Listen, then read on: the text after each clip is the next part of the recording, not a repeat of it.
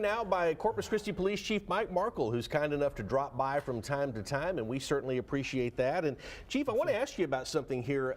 TxDOT put out some numbers this week saying that in terms of people walking or biking or jogging, fatalities in those instances are up like some 30% statewide. That seemed like a big number to me.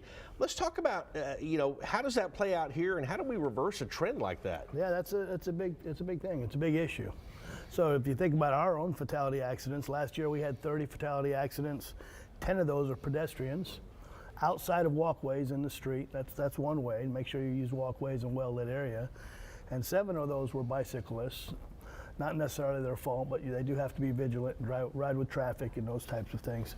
And how do we reverse that trend? Through education, through distracted driving initiatives, texting and driving, through people being aware of their surroundings when they're driving, understanding that there may be somebody in the road. A lot of our roadways are pretty dark. I know there's an initiative to light those up through engineering initiatives.